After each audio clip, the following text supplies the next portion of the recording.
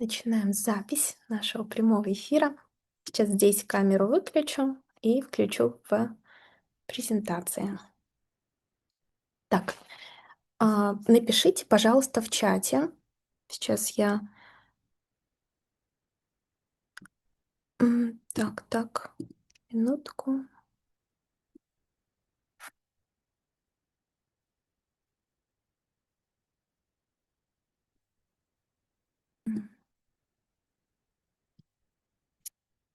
Начинаем запись, начинаем наш прямой эфир. Я думаю, что все желающие смогут потом в дальнейшем подключиться чуть позднее, либо посмотреть уже в записи. Так. Я надеюсь, что меня хорошо слышно и видно. Всех приветствую. Сегодняшняя тема эфира — знакомство в рамках этого марафона, а также мы изучаем инструменты для ирландского кружева, которые нужны, да, для того, чтобы проходить данный марафон.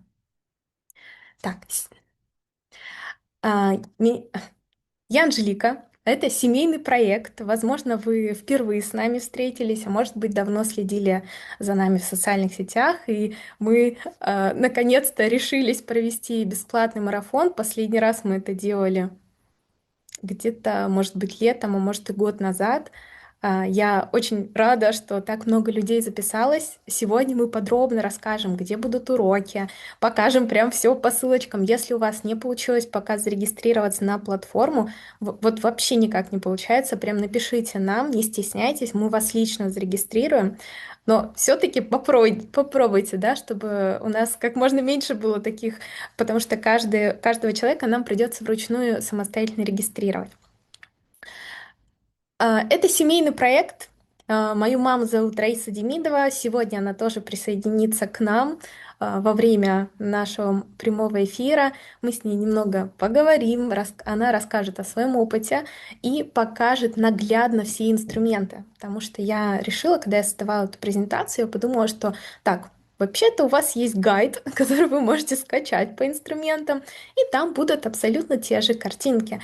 А сегодня хочется больше такого живого общения с вами, чтобы вы понимали, что за экраном здесь, да, живой человек, я, моя мама, а мы вместе с ней уже на протяжении 10 лет, представляете, создаем этот проект, и начался он прям по крупицам, по чуть-чуть, и мы, наверное, даже и не думали, что 10 лет назад это нас приведет в сегодняшнюю точку и познакомит нас с таким большим количеством творческих и талантливых женщин. Делейс — это дом кружева. Это место, где традиция ручного кружева встречается с высокой модой, а многолетний опыт с энергией нового поколения. Мы с мамой именно так как исходимся, у нас очень разные характеры, и вот именно в нашей таком симбиозе рождается 1+1, рождается 3. Я как энергия нового поколения в этом проекте, она отвечает здесь за традиции, за ценности, то, чтобы это все сохранить, а я за то, чтобы это продвинуть, показать, упаковать и систематизировать. И вот так на протяжении уже 10 лет мы с ней развиваем данный проект.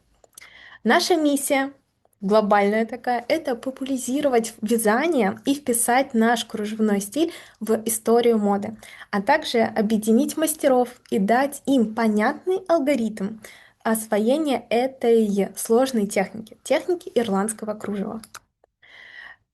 4 направления, в котором мы развиваемся на протяжении последних лет. Мы начинали с направления изделия. Это достаточно логично, потому что я думаю, что многим будет это понятная история. Она была достаточно простой и очень жизненной. Случилась болезнь, случилась серьезная операция. И у мамы ей нужен был такой некий стимул для того, чтобы найти в себе силы, да, что-то жить, да, вот, не знаю, вставать просто по утрам, делать что-то. И этим стимулом стал крючок и творчество. Я увидела, что она вяжет, я увидела, что ее это интересует, и я предложила ей сделать фотосессию ее изделий, разослать, сделать такую рассылку по всем друзьям по почте и найти заказы на вот такие изделия в технике ирландского кружева.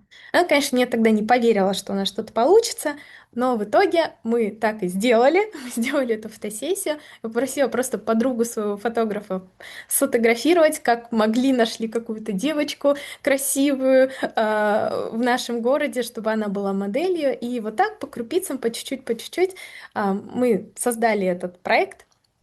В итоге получили первый заказ уже где-то на вторую неделю рассылки и начали делать вместе с ней платье.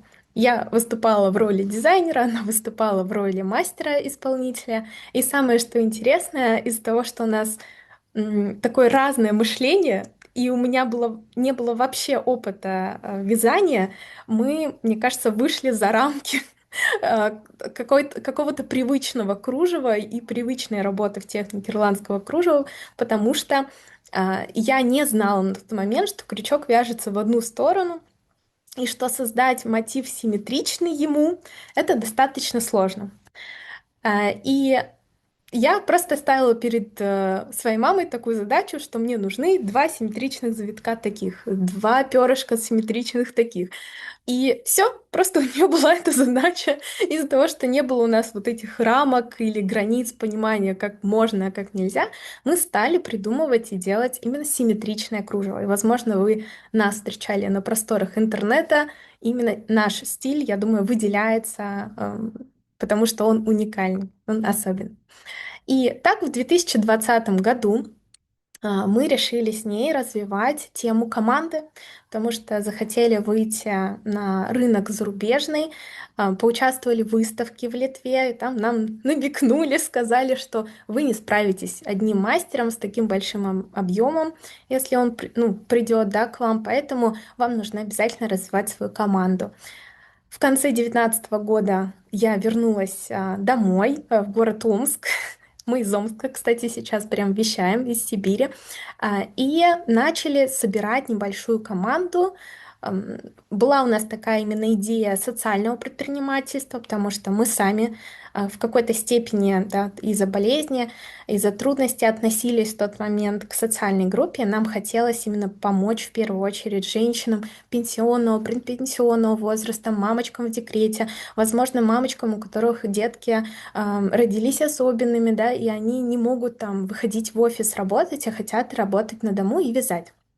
И, конечно, все вот социальные группы, которые касаются, мы собрали небольшую группу, где-то около 5-6 человек. Мы начали проводить у нас здесь оффлайн мастер-классы.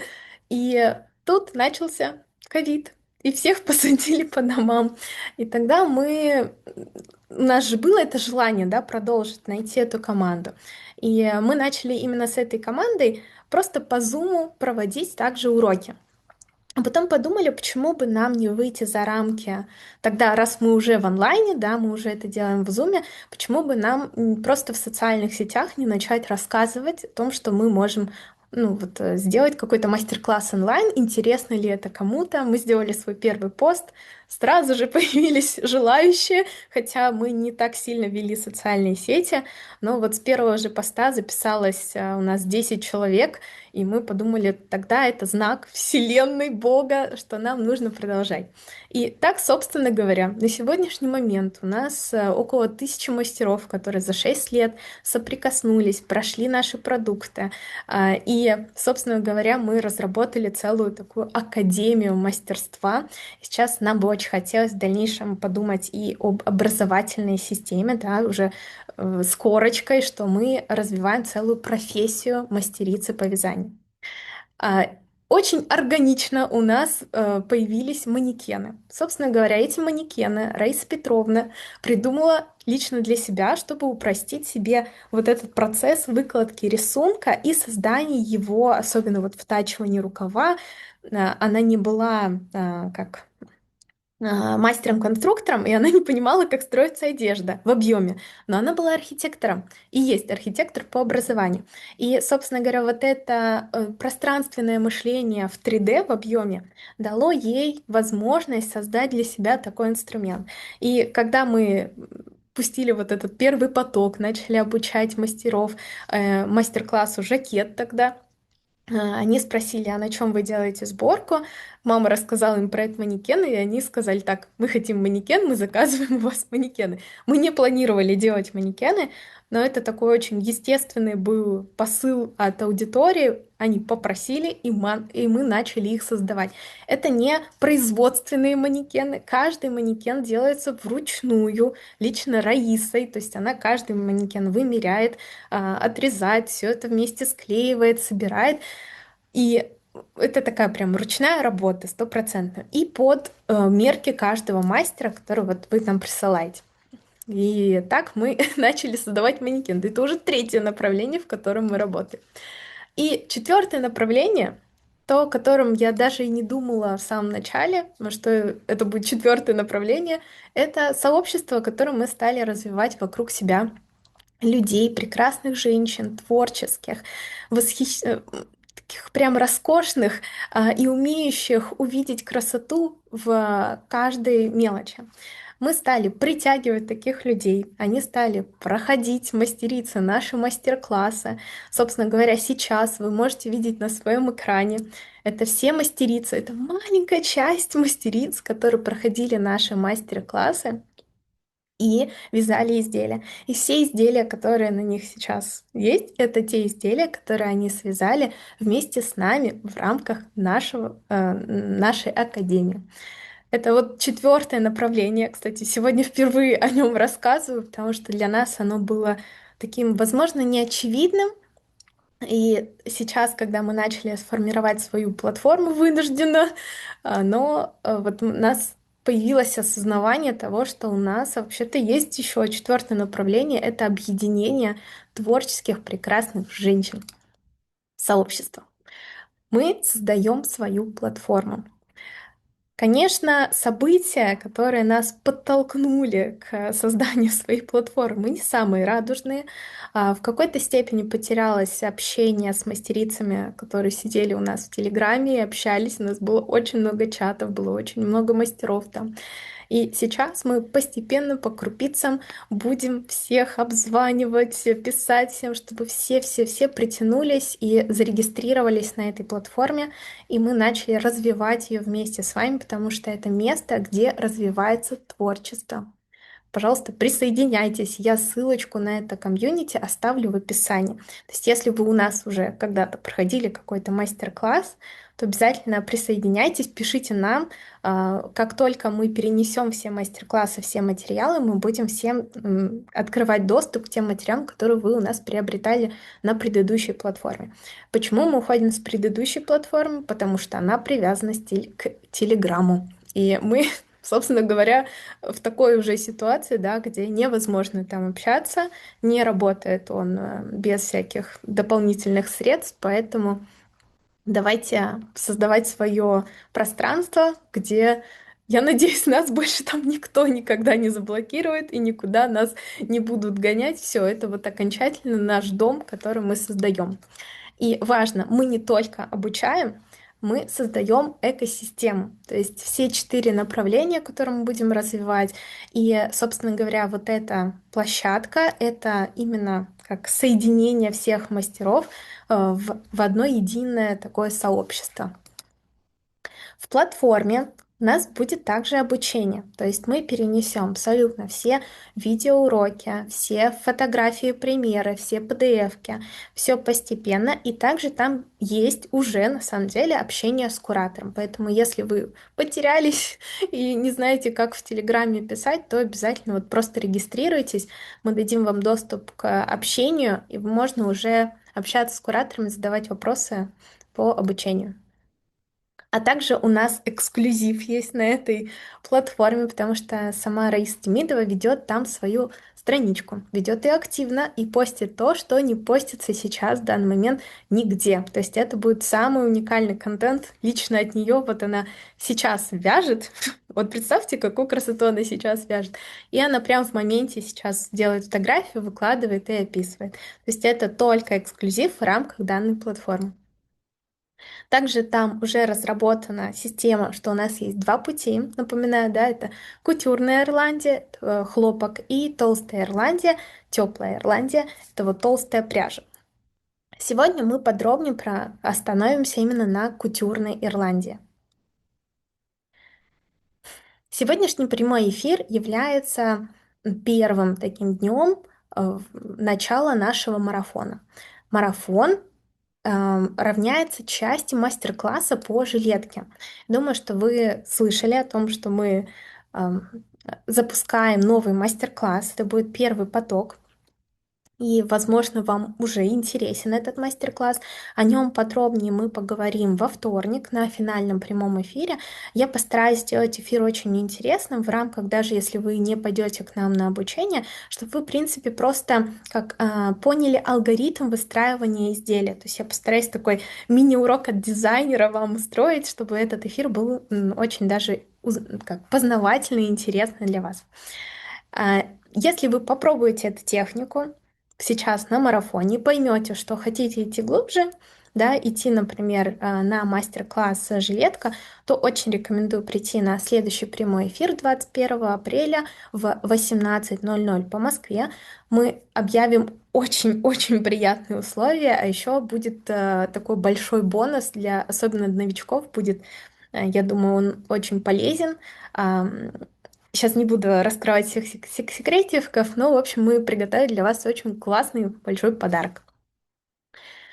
Хочу вам показать небольшое видео с этой жилеткой. Я безумно люблю это изделие. Это изделие, исполнитель его Олеся Трапезникова. С Олесей мы познакомились, она проходила у нас самый первый мастер-класс по жакету, самый первый поток. Она даже первая нам написала, когда мы первый пост выставили о том, что думаю вот такой мастер-класс создать онлайн. Первая мне написала, сразу же оплатила все вперед и ждала материал. Это было очень приятно, что мы с ней сразу же нашли такой общий язык. В итоге очень даже с ней подружились. Я уже несколько раз у нее в гостях была в Новосибирске. Она сейчас помогает нам создать коллекцию, которую мы будем уже презентовать этим летом для вас. А, В общем, это, знаете, вы вроде делаете свою работу, но на самом деле это уже не просто работа, это образ жизни и то сообщество, которое формируется вокруг нас, те женщины прекрасные, которые к нам притягиваются. Я сегодня, кстати, посмотрела есть такой пост в платформе, я вам покажу. Возможно, еще мало кто видел. Пост знакомства. Я прочитала первые две истории, прям перед эфиром зашла, увидела, что там из Воронежа есть, из Турции, из Тбилиси. Кстати, вот вчера только говорила с подругой о том, что мечтаю поехать в Грузию. Такая прям давняя мечта посетить Грузию, не знаю почему, вот очень тянет. Прям было приятно, что наш марафон вышел за рамки нашей страны, да, то есть здесь и притягиваются мастера прям со всего мира. Что вы получите в рамках марафона? Понимание техники, первый результат. И я думаю, что уверенность в вообще понимание, да, вот этой техники и уверенность. Хотите выйти дальше, не хотите, и вы хотя бы прикоснетесь, попробуйте. Вот, и, пожалуйста, я очень вас прошу, не ругайтесь сразу же после первого урока на нас, потому что первый урок мы поставили достаточно сложный. Первый урок будет завтра выставлен в 12 часов по Москве, и это урок колечко. Как бы он ни казался простым, этот мотив, на самом деле он один из самых сложных мотивов, который есть, в принципе, в ирландском кружеве. Как бы это странно ни звучало. Но этот мотив, особенно мастера, которые проходят весь наш мастер-класс, хоть он у нас стоит самым первым уроком всегда практически в каждом изделии, предпочитают этот мотив вязать самым последним. Представляете? Во-первых, есть две причины. Первая — это потому что, когда вы вяжете, у вас остается от клубочка небольшой отрезок ниточки. И вот как раз из этих ниточек очень удобно связать как раз то самое колечко. А во-вторых, со временем натяжение нити улучшается у вас, и колечки, которые вы свяжете в начале вашего пути, они будут не такие жесткие, да, и, может быть, не настолько хорошо держать форму. А колечки, которые вы свяжете в конце своего пути, они уже будут, конечно, у вас рука набьется, и изделие будет намного качественнее смотреться. Поэтому просто попробуйте, навяжите, В любом случае, 18 апреля у вас будет кольцо Шен. Вы сможете те же самые колечки испробовать и уже обвязать и создать такой некий оберег. Мы опишем, почему именно кольцо Шен, почему такое название. И 19 апреля будет достаточно тоже сложный мотив. Он вяжется на бурдоне. Это мотив ожерелья. Но очень рекомендую вам его тоже попробовать связать. Мотив достаточно легкий в композиции, легко смотрится, воздушно. И, на мой взгляд, вот сейчас современное ирландское кружево такими мотивами лучше украшается. Также, если вы успеете до начала следующего прямого эфира, а это случится 21 апреля в 6 часов по Москве, если вы свяжете все эти три мотива и покажете куратору в чате, то мы подарим вам четвертый мотив в подарок. Я пока не буду показывать вам этот мотив, вы его увидите только вот в рамках уже, когда свяжете, вам куратору лично в ваш чат с куратором на платформе пришлет этот мотив. Как будет проходить данный мастер-класс? Во-первых, он будет проходить на нашей платформе. Видео будут выставлены в 12 часов по Москве, то есть следующий урок завтра в 12 по Москве. Мы также вас оповестим на почте, когда урок будет выставлен. Общение будет в общем чате. Сейчас я еще раз покажу, где этот общий чат находится. А также прямой эфир следующий также пройдет в Zoom. Так. Сегодня мне бы хотелось в рамках данного марафона представить вам Раису Демидову и разобрать с ней инструменты, которые будут необходимы для прохождения данного марафона. А в дальнейшем мы с вами поговорим про платформу, технические моменты, покажу, где будут выставляться уроки, и еще раз покажу, где мы будем с вами общаться. Также подписывайтесь на нас в наших социальных сетях. Мы ведем все 4 социальные сети, особенно в Пинтересте. Посмотрите, там очень много красивых, уникальных кадров, которые не выставляются в других социальных сетях. А также, если у вас возникнут вопросы, пожалуйста, пишите на нашу рабочую почту info@delays.studio. И такой напоследок по презентации. В прошлый четверг мы провели прямой эфир.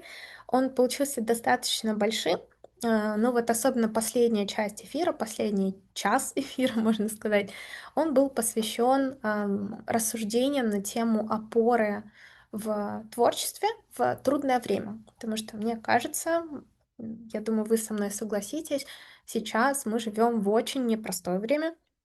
На каждом, мне кажется, уголке Земли что-то происходит, как будто мир уже сошел с ума. Но вот мы с Раисой, с ней спасаемся всегда в такие моменты в творчестве. Да? То есть мы уходим в творчество с головой, в данный момент в нашу работу тоже ушли с головой, и каждый день создаем платформу, работаем над коллекцией, которую очень хотим презентовать уже совсем скоро вам. И этот прямой эфир, во-первых, очень давно мы не проводили прямые эфиры, в марте у нас не было прямых эфиров, вот и апрельский такой прямой эфир, он был действительно как глоток такого свежего воздуха. И вот даже какие приятные комментарии нам оставляют по окончанию такого прямого эфира. Если вы чувствуете, что вам не хватает какой-то поддержки, или вы хотите почувствовать, не знаю, может быть, легкость вдохновения, то рекомендую вам посмотреть запись этого прямого эфира. Мы выставляем все записи в Рутюбе. Есть за рубежом, кто у нас в Ютубе, мы также выставляем. Вот обложка, запись. Ну и также я оставлю ссылку в описании после того, как мы завершим этот прямой эфир. Сделаю пост, тоже все ссылочки, все записи сохраню. А сейчас передаю слово Раисе. Так.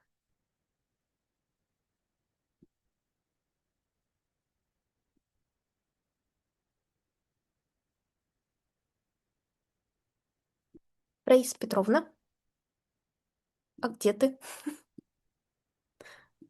У меня просто был звук выключен. Ага. Я знаю, что ты подготовила инструменты, ниточки, и сейчас все покажешь, расскажешь. Может быть, парочку слов напутствия, так сказать, для наших мастеров. Напутствие. Да. Я вот вижу, что, конечно же, те, которые к нам пришли, у них очень много страхов по поводу сборки и по поводу, а получится у меня или нет. Вы знаете, я вот сегодня думала о нашей конференции и думала, что же вот можно такое сказать, напутствие, вот убрать этот страх. А, и я понимаю, что вот эти элементы, которые у нас сегодня на марафоне, они сложные для начинающих. Ну, просто сложные. Но мы все равно с этого всегда начинаем. А, Не пугайтесь их. Потому что когда вы будете уже мастерами, вы когда будете вязать эти элементы, для вас они будут очень простые. Очень. Но в тот момент, когда вы начнете в этом марафоне, вы начнете их вязать, они для вас будут сложные. Но вот этот шаг назад в разборе сложных элементов вас потом уже на нашем мастер-классе вам даст возможность более конструктивно уже подходить к таким маленьким элементам. Вот сейчас я думаю, что у всех есть этот страх, но он проходит. Он проходит только из-за того, что, ну, когда ты делаешь определенные вот действие, пускай это будет вязание одного элемента, который у вас не получается, самое главное не требовать от себя вот невозможного, потому что ничего сразу же точно не получится. Это очень у редких людей получается, ну просто очень, это просто по пальцам можно пересчитать. Но я могу сказать, что у них все равно есть какой-то опыт, у кого получается. Поэтому здесь самое главное абстрагироваться от как бы от такого видения, что не получается только у меня, у всех получается. Это неправда. Все проходят вот эти первые шаги. Вот они все первые шаги всегда очень трудные, всегда. Поэтому я сегодня подобрала на нашу конференцию ниточки, с которыми вы будете работать на этом мастер-классе. Но знаете, я хочу сказать, вот читала в чате, что кто-то из мастериц хочет взять льняную ниточку. Я хочу сказать, что вот эти элементы, которые мы с вами будем вязать, вы можете вязать из любых нитей, потому что любая ниточка, она со своими сложностями. Вот я сейчас, когда делала шерстяной, у меня тоже там присутствует колечко. Это как классический элемент. Но вот это колечко я вязала совсем из другой ниточки и в две ниточки, чем те элементы, которые связаны были вот в этом кардигане. То есть каждые колечки, они особенные. И то есть из разных даже из разной пряжи они будут отличаться своей особенностью. Но самое интересное, конечный результат должен быть одинаковый у всех. Вот это толщина, это цилиндр, то есть вот этот объемчик вот этого колечка, он должен быть у вас, конечно же, один и тот же. Ну, потому что есть определенное как бы золотое сечение, и определенная форма должна обязательно соответствовать на определенный элемент. И в этом колечке также должно быть обязательно эта форма, это объем, толщина, точнее сказать, вот этого колечка и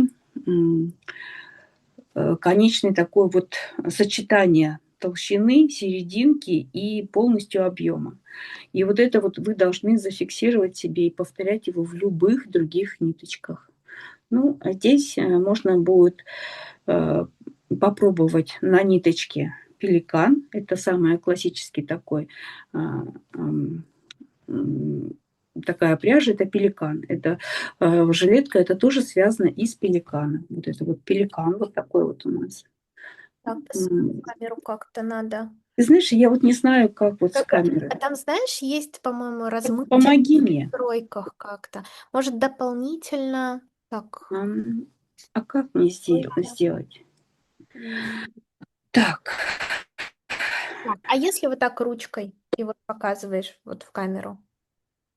вот как? Ну, вот так Так, ручкой держи, вот так и показывай, вот может. так вот, Ну, а не вот, ой, почему они размываются у не тебя? знаю, вот. Вот если вот так вот, тоже вот он, да, Да, пеликан. Вот пеликан. он. Кстати, у вас есть и в инструментах об этой пряже. Мне она очень нравится. И я хочу сказать, что ирландское кружево я начала именно с этой пряжи. Она недостаточно тонкая, м, поэтому меня она не отпугнула, эта пряжа. И она достаточно тонкая для вязания, ну, вот кружева, что можно ей делать вот такие прекрасные вещи, как вот эта жилетка, которая связана также из пеликана. Поэтому здесь вот такой вот момент. И почему еще пеликан? Мне очень нравится, что Олеся выбрала эту ниточку для жилетки, потому что жилетка это не совсем изделие, одежда, которая должна быть, конечно, маленечко грубоватой такой, ну, то есть более жестче, то есть не мягкой, а именно вот такой вот жесткой, поэтому пеликан очень хорошо подходит для вот этого вида изделия жилетки. Поэтому мне очень нравится вот этот выбор. Также вот могу посоветовать, тоже мне нравится такая же ниточка Флора Дискозия. Как же ее здесь делать? Вот она. Тебе нужно нажать на камеру и на кнопку «Размыть экран», и уберется Так, этот эффект. ага. Нажми камеру, вот там На есть... камеру. Да, смотри, там есть такая стрелочка рядом с Так, камерой. Там выходит такое меню, и там надо вот размыть мой фон, или, получается, у тебя там да. ползунок стоит, скорее всего. Сейчас. Так. Нами с молодым поколением научитесь всем Ну, что премудростям те? технологии. Ну, конечно.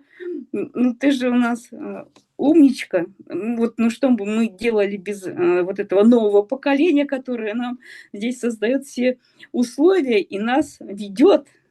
Главное, ведет ну, как ну, я не могу, Анжелечка, найти. Так. Как же мне это сделать? А там у тебя никакой нет настройки дополнительные, какие-то такие. Ам, так, я могу тебе так, на участники, чат, реакция, начать, запись, показать. Может быть, показать?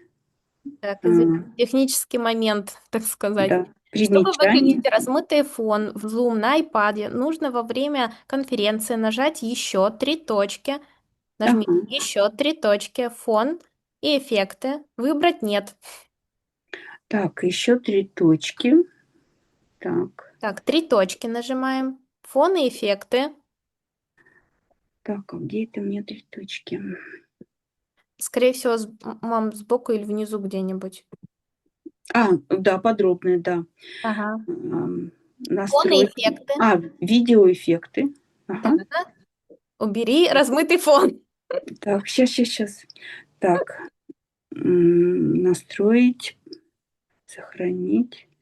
Нас Так, в центре внимания. Это, наверно, в центре внимания. Я Нет? не знаю, ну, может быть, кстати. Но вообще там есть размытый фон, и, скорее всего, он у тебя стоит почему-то. Фоны, Да, да. фоны, надо убрать размытый фон тебе. А вот так? Вот. А я тебя вообще не вижу, ты выключила камеру. Да, я выключила Да, камеру. мам, ты выключила камеру.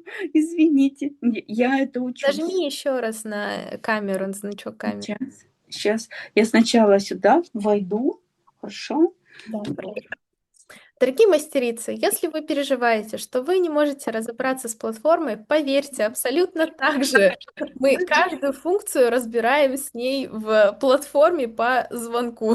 Поэтому все нормально. Мы скоро сделаем прям вот на каждый момент инструкцию, сделаем отдельную кнопку инструкция, и все познакомятся. Наконец-то! Мы еще и кардиган увидим. Обалдеть! Да. Нет, Супер! Дело в том, что когда она делает презентацию, точнее видео, как разборка с платформой, э, она сначала проверяет на мне. Да, я присылаю ей. Если я разобралась, значит, и вы тоже сможете разобраться. Поэтому, ну что ж теперь делать? Вот. Мама, Так, давай вернемся к делу. да. Смотри, сейчас мы обсудим все ниточки. Мгм. Давай поделим их на бюджетные, небюджетные, потому Ну, что я могу разные сказать, здесь есть. пеликан это бюджетное. Да, и, кстати, вот пеликан можно даже по Озону заказать. Да. Но на сегодняшний момент у Ага. вас, то есть завтра начинается марафон, да, получается. Вот какие нитки есть, такие и берите. Такие есть. Мы Да. сейчас с вами просто разбираем уже вот вы хотите связать изделие в этой технике. Пожалуйста, вот если вы хотите изделие, то тут надо внимательно подойти к выбору ниточки. Собственно говоря, чтобы это изделие вам просто дольше служило, и ваш труд потом не был просто убит после первой стирки. Я думаю, что вот никто не хочет такого результата, мы вам тоже этот результат не советуем. Даже если вы не к нам идете обучаться, а вы просто хотите узнать про технику ирландского кружева, и вы пришли для этого, вот наши рекомендации, которые мы, ну, на себе опробовали, многие мастерицы опробовали эти ниточки. Мы вот подборку своих ниточек, так сказать, уже проверенных, чтобы у вас точно не было разочарований. Сейчас мы обсудим эти ниточки, потом инструменты, и мне бы хотелось сегодня тебе задать парочку вопросов еще, может быть, чтобы раскрыть, так сказать, тему ирландского кружева. Давай продолжим про ниточки. Про ниточки. Филодискозия. Вот, знаете, для вот этой жилетки я бы использовала филодискозию номер 5. Так, ты не в камеру показываешь. Вот так, замечательно. Номер 5. А громовка какая у Есть, нее? есть филодискозия номер 8, это как классика. Это для тонкого ирландского кружева. Но вот номер, вот это 8. Мгм. Но вот номер 5. Мне просто стало интересно, что это за ниточка, потому что я всегда только работала с восьмеркой, а вот когда я заказала себе пятерочку, я поняла, что она такая же по толщине, как пеликан. Мгм. Но вяжется, и качество этой ниточки меня устраивает. Так что вот тоже обратите на эту ниточку внимание, номер 5. Это вот для жилетки очень хорошо подойдет. Цветовая гамма там разная, тоже смотрите обязательно. И по поводу на сеточку мы берем ниточку потоньше. Больше всего бюджетная ниточка – это канарис. Вот канарис, вот она. Это если с пеликаном вяжете, вот Да, это если это с пеликаном будете вязать, то вот канарис это будет самое с то. филодискозией, если я вяжу. Что могу? Ам, а там надо посмотреть, если По есть. цвету? Дело в том, что да, по цвету.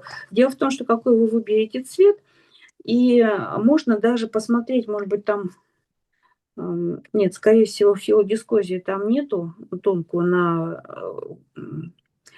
на сеточку. А на сеточку тогда, если не подходит канарис, то можно будет поискать только, но тогда это дороговато. Ниточка это Египта.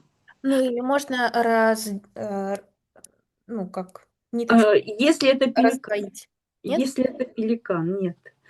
Раздвоить ниточку. Вот пеликан его можно. Да, вот Продать. Наталья тут написала, что можно, наверное, взять Египта 25. Да, Египта 25 больше всего подходит. Но я думаю, что вот если вы будете выбирать вот такие цвета, как бежевый, вот, то бежевый, красный, бордовый, Это где надо сейчас просто... Канарис? Это канарис, Да. да. Да, то на сеточку вы можете подобрать из канариса. Вот такие цвета. Ну, это вот как бы основные цвета.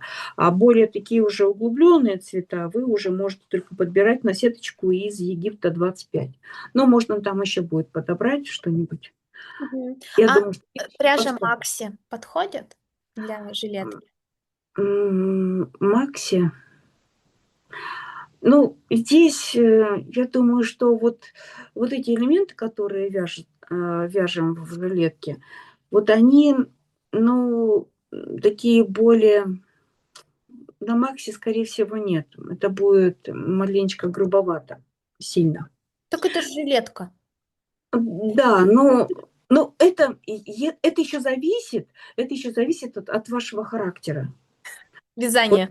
да, Характер потому что вязания. каждый видит свое изделие по-своему. Поэтому здесь вот вам самим надо подобрать, ту ниточку, которая, ну, вам больше всего это к сердцу. Ну, вот здесь вот.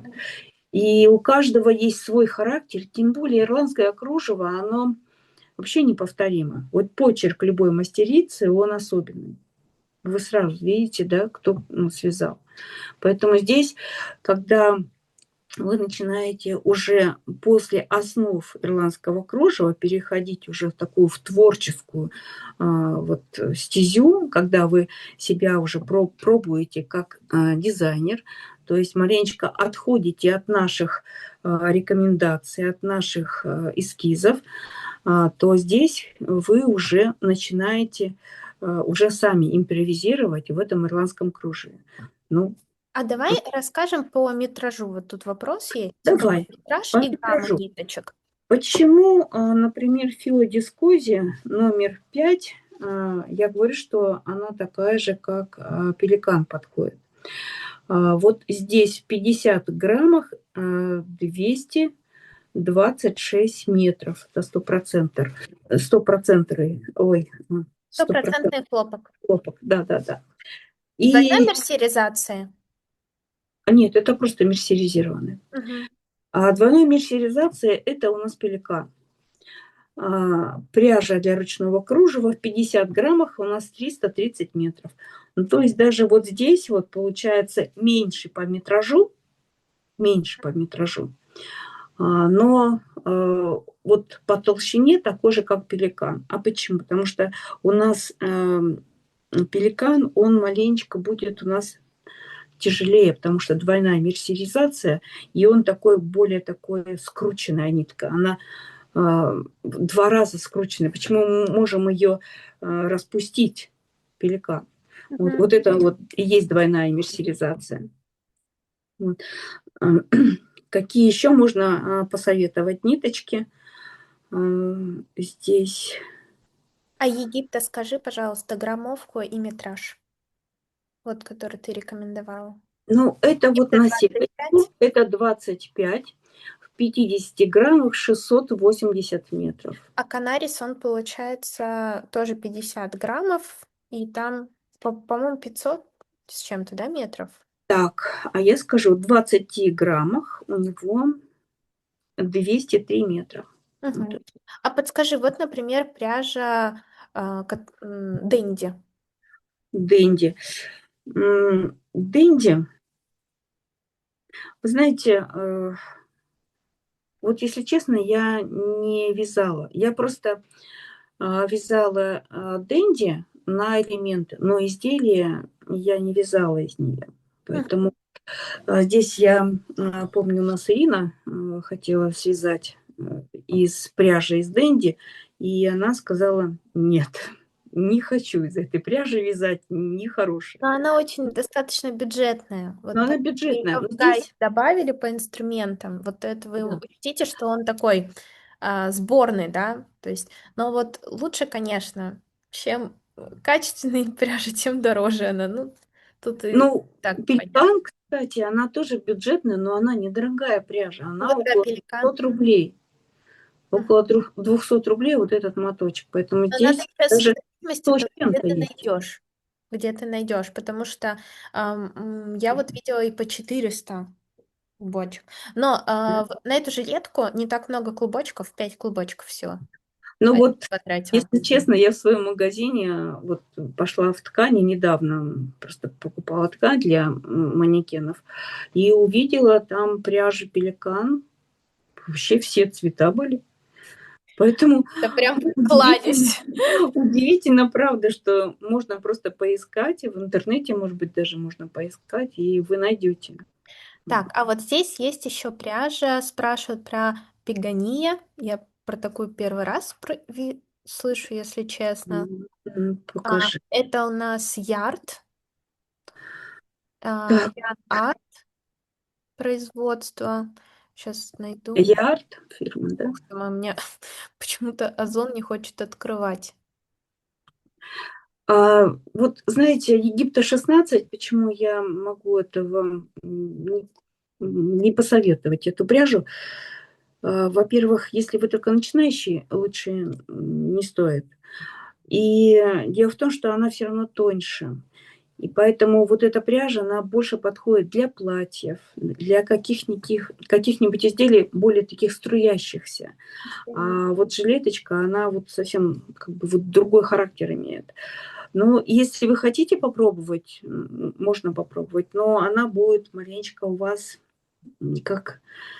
как, даже не знаю, как Так, я нашла. Это стопроцентный мерсеризированный хлопок, 50 грамм, 169 метров. То есть в пеликане гораздо больше метров. То есть она прям совсем толще, да? Или как это получается? Ну да, получается, она толще, чем... бегония. Да. Бекония. Что-то слышала про эту пряжу, но вот сейчас вот визуально хотела бы посмотреть бегония. А, Вы знаете, я вязала из этой пряжи, господи, даже забыла. я тебе сейчас вот в телефоне отправила ссылочку. Мгм. Посмотри, В на что. телефоне отправила? Да, Сейчас, подожди. Так, а ты мне в Телеграме отправила? да. Не Тогда работает, да, Телеграм? не работает Телеграм. Я сейчас здесь же посмотрю. Да, она Так, толстовата будет. Ну вот мне тоже кажется, что она толстовата будет. так. Ага. Я думаю, что вот Египта и цветное кружево туда же относится. Это пряжа, которая даст вам очень такой мягкий эффект. То есть, если вы хотите от кружевной жилетки получить мягкий эффект, то, возможно, да, так как часть вашего характера, часть вот амплуа. Если вы хотите, вот, чтобы жилетка была более такая плотная, то лучше выбрать что-то наподобие пеликана и по граммовке. Ну вот, честно, пеликан очень хорошая ниточка. Ты же даже свадебное платье, по-моему, из пеликана Да, вязала. да. Белый пеликан, Я свадебное я платье. почему да, я просто эту ниточку, я на ней училась вязать. Ирландское кружево, мне она очень понравилась. И я не знала, что есть тоньше. Для меня это казалась самая тонкая ниточка. А, Честное слово. Так, еще спрашивает тут Клавдия, а можно пряжу «Роза» Кировского комбината Правило. Санкт-Петербург 50 грамм 320 метров? Вот я про розу первый раз, мне кажется, даже слышу. Нет, ты слышала Ам, про розу ниточку? вы знаете, вы сейчас можете попробовать, любую ниточку, которая у нас будет на марафоне. Вот сейчас вы можете попробовать все. И Так. мы познакомимся с каждым, с этой ниточкой. Во-первых, когда вы свяжете этот элемент, вы сразу же поймете его качество исполнения. Неважно ваша техника, но качество исполнения в этой ниточке сразу будет видно. Все равно. Если она махрится, то она не подходит, потому что вот эти элементы, они более требуют к себе качественного хлопка. То есть, если, например, я вяжу кардиган шерстяной, то здесь совсем другие требования. Я к ниточке делаю разные по фактуре. То есть сильно пушистая, это как мохер, такой кролик, такой мягкая ниточка, либо просто шерсть, не пушистая. Мгм. А вот в хлопке самое главное, чтобы вы ниточкой, вот как один голос, да, вот вы могли вот этой ниточкой исполнить любые моменты вязания. А какие? Когда должна быть, вот элемент должен быть как колечко, хорошо связана, и она должна быть как шелковая, то есть блестящая. То есть если вам необходимо более такое матовое исполнение, у нас будут элементы, которые вязаные просто столбиками, разновысотными. И здесь она получается в исполнении хлопковой ниточкой мерсеризированной, он получается матовый элемент. И вот эти вот моменты, эта ниточка должна вам помогать играть. И если у этой ниточки нет вот такого лоска, да, в этом шелке, то вы не сможете это сделать. И здесь у вас получится обыкновенное вязание. Вот как обыкновенно мы вяжем крючком, да, там нету этой игры. А именно в кружеве, в ирландском кружеве, мы добиваемся эту игру. Вот бурдон. Это то же самое, это когда вот эта шелковая ниточка, хлопка, она становится вот именно вот этого качества шелка. Но это хлопок. Вот этот момент. Здесь вот эта игра, она должна присутствовать с этой ниточкой. Поэтому мерсеризированный хлопок и хорошего качества. Если бюджетная ниточка, неважно, она должна быть все равно мерсеризированная. Тут, Мгм. кстати, Наталья написала о том, что там есть разные толщины роза, хорошая ниточка, не Мгм. махнится, у нее хорошая скрутка. Даже прям заинтересовали, Наталья. Надо будет как-нибудь заказать, посмотреть. Бабила можно будет? Бабила, она же тоже очень Бабила, тонкая, да. да? Да, мне очень нравится бабила. Я вязала элементы. Кстати, у нас я могу даже сейчас показать эти элементы, которые у меня связаны из бабила. У нас, весь мастер-класс, мастер, уроки, на этом, мастер-классе я, выстроила в ниточке бабила. Все элементы связаны именно из бабила. Мне она очень нравится. Она толще, чем Египта, поэтому эта ниточка подойдет на жилетку. Так, используете ли вы нитку стопроцентной вискозы Сиам 100 грамм на 500 метров? Это ж Нет, какая она тонкая. нет, нет, нет, мы не используем это. Вы можете это Видите? сделать, знаете, где? Вы когда будете вязать сеточку тунисскую, вы можете там попробовать, но только чтобы в тон это было. Ну, это здесь уже ваша фантазия. Ну, я бы здесь эту Чтобы ниточку. на свету так играла красиво. Да, чтобы отделились элементы матовые, Мгм, хлопковые от вискозы. Вот мгм. здесь она будет красивая игра. Так, если есть еще вопросы по ниточкам, пишите, а мы сейчас давай перейдем к крючкам. Крючкам. Да, крючки. Ну, кстати, еще есть, знаете, какая ниточка Какая? эм, для сеточки? Ну, там совсем маленькая палитра цветовая. Это кружевница. Это тоже бюджетный вариант Можешь? кружевницы. Вот А она. какой ее метраж? Ой, если не глазки Анжелика, не смогу с моими глазками увидеть. Не смогу.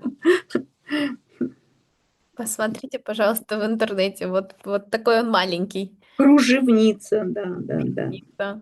Ну, наверное, тоже так же, как и канарис, потому что все равно по объему они одинаковые. Так. Сейчас, извините.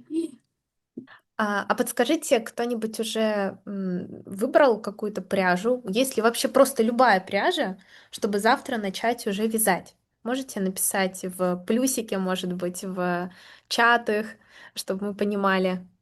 Ой, я вижу, что... Да, здесь пряжа Роза 2006. Так, так, здесь у нас получается 320 метров на 50 грамм. Очень красивая. Мгм, Прям мгм, интересно стало. Обязательно потом закажем, поэкспериментируем. мгм. Есть пеликан, здорово. Пеликан вообще обожаю эту ниточку. Я на самом деле тоже хочу попробовать пройти наш мастер-класс «Новичок». И я увидела, что на нашей платформе одна мастерица сделала воротничок из бордового пеликана. И мне так понравилась эта идея, потому что обычно представляю, что воротничок, он будет белый, а мне так понравился цвет бордовый. Он у меня, кстати, есть один клубочек. Я подумала, о, очень красиво. Есть пеликан, да, есть разное. Я выбирала Бабила, Семеновская. О, очень хорошая, мне кажется, Семеновская пряжа. Семеновская пряжа, там есть, конечно же, большой ассортимент. Я думаю, что можно там подобрать. Вот у нас, конечно же, в бобинах есть семеновская пряжа, которую Ирина нам прислала. Я мечтаю связать какие-нибудь изделия по цвету, вообще очень хорошие, оригинальные. Делай там, да, цвета. Эх, когда-нибудь, я думаю, что у всех таких хомячков свой запас пряжи. А, Жалко, что здесь нельзя подставить фотографию, но, может быть, я когда-нибудь найду и в марафоне обязательно. Когда я только приехала к маме в 2018 году и начала там ее все запасы ниточек перебирать, мне, по-моему, было то ли 6, то ли 7 таких боксов, и я их расфасовала по цветам. И вот эти боксы, они до сих пор в квартире, по всем вот этим, там просто такой, там весь шкаф был в нитках, все было, ну, в таком хаотичном формате, а я люблю все структуризировать. Я маме все ее ниточки по цветам разложила, палитры. Ну да, да, было. Розовый, вот тут Наталья пишет, филодискозия. Да, Супер, филодискозия, да, такие да, прям подготовленные мастерицы, да, да. Вот пришли к нам на марафон. очень нравится, да, что у вас такая вообще это такой большой опыт уже. Так что я думаю, что здесь уже это будет очень хорошая, команда и, подсказывать друг другу. Просто замечательно. Давай А, поговорим про инструменты. инструменты. Нам нужны будут для колечка, вот такие вот цилиндры. Цилиндры у нас, либо 0,9, либо единичка. В Ну, я думаю, диаметре. в диаметре, да, в диаметре. Но это обязательно вы просто посмотрите, возьмете вот линеечку и ее это вот. Ну, я для себя выбрала 2 таких фломастера, которые у меня теперь являются уже пожизненно, уже несколько лет они у меня уже вот подобрала для себя такой вот размер, и они у меня всегда вот работают именно вот такими цилиндрами на колечке. Можно, Поэтому я думаю, что нить из косметички даже посмотреть. Может быть, старая помада, да, или да, какой-нибудь да, вот какие-нибудь, подводка, да. да, что-нибудь такое.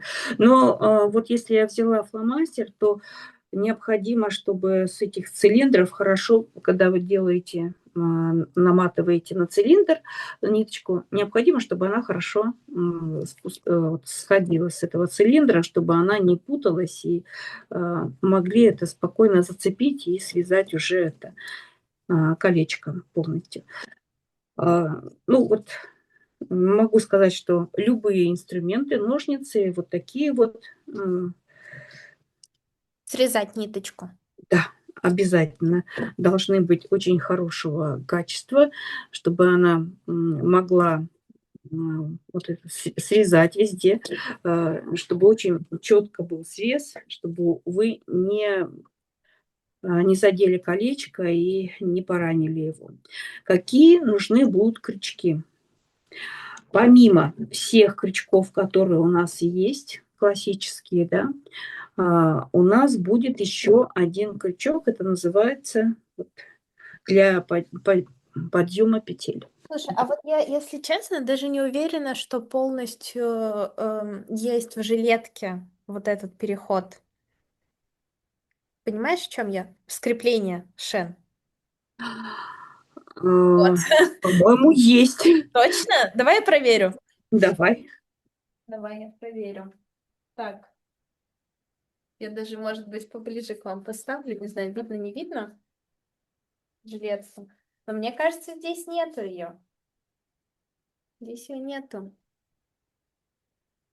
Я кольцо Шен видела, причем, кстати, их здесь совсем немножко. Я еще техническое задание не успела написать. Вот, кольцо Шен. Да, здесь есть почтовыми столбиками. Но если что, можно будет, я думаю, и обычным крючком. Тут только Да, ну не это уже, вступили. конечно же, это уже просто вы попробуйте на марафоне, что это такое. Если у вас не получится, то можете отложить, потому что это сложный элемент будет для вас, для начинающих. И у нас там есть, идет как бы второй вариант кольца шен, где провязаны на цепочке из воздушных петель столбики без накида. То есть вот это кольцо, оно еще вот вторым способом провязано столбиками. Поэтому вот два варианта. Ну, я думаю, что когда вы пойдете на мастер-класс, вы эти кольца все равно отложите на самое последнее вязание элементов вот для вот жилетки. Почему? Потому что у вас к тому времени, когда вы будете вязать элементы, у вас формируется техника вязания, натяжение нити, вы уже свои пальчики к определенному такому просто их подготовите, поэтому кольца и кольца шен будут хорошо вязаться именно уже в конце. Ну а сейчас вы просто с ними познакомитесь и отложите их на потом. Для чего? Потому что когда вы будете вязать элементы, вы уже будете подготовлены к этим элементам. Поэтому сейчас мы с вами просто знакомимся. Еще такой же элемент – это ожерелье. Вот это вот ожерелье, которое у нас… Можешь в камеру, ты показываешь Вот оно, это? Давай, вот оно, да. вот оно, ожерелье. Кстати, вот это из бабела как раз и есть. Ты сюда чуть-чуть. Да, это бабела как раз. Вот оно. Мгм. А вот и кольца шен. Это второй вариант, который у вас будет. Это где вы будете вязать кольца шен. Вот как раз вот здесь вот, если вы видите, то вот это вот пересечение связано не почтовым столбиком, а Да. именно связано на цепочке из воздушных петель столбики без накида. То есть вот такой вариант тоже проходит. Так что здесь кольца Ашен есть двух вариантов. Одни на почтовых столбиках, ну, это если вы уже хороший, так сказать, пользователь крючка, то вы можете попробовать и почтовый столбик сделать. Вот. Ну, а если только начинающий, то можно вот таким образом связать эти кольца шен. Очень интересные элементы сами по себе. Вот сейчас вяжу в кардигане их. Да, кстати, вот я как раз Вот. сейчас в чате, здесь Наталья пишет про то, что думает связать из лидии полушерсть в 100 граммах 1613 метров. Это же как раз вот бобина, я так понимаю, нет? М-м. Вот что ты думаешь? Мне кажется, это очень интересный выбор. Если уже мастер опытный, связать, например, эту жилетку из шерсти, и тогда она будет такой очень теплой, осенний, весенний, зимний. Ну да, вот я Прям тоже. интересный вариант. Да, вот ты знаешь, очень интересно. Вот мне, например, мне сейчас, вот когда я вяжу кардиган, мне бы тоже вот хотелось. У меня вот остаются элементы, я думаю, может быть, тоже с вами вместе попробовать сделать такую вот жилетку. Но могу точно сказать, что вязать шерстяную ниточку Трудно. в ирландском кружеве надо подходить к этому моменту уже с опытом вязания, с опытом вязания хлопковой ниточки. Потому что если у вас его не будет, вы шерстяной кардиган будете вязать как ну, обыкновенное вязание крючком. Вот. То есть здесь надо подготовить себя. И вот эти моменты, надо их улавливать. А для этого вот этот опыт на хлопковой ниточке вот обязательно нужен. Без него никак. Без него никак. Давай поговорим про крючки. Вот Да. этот крючок для почтовых столбиков, его можно заказать будет на Озон или Валберес.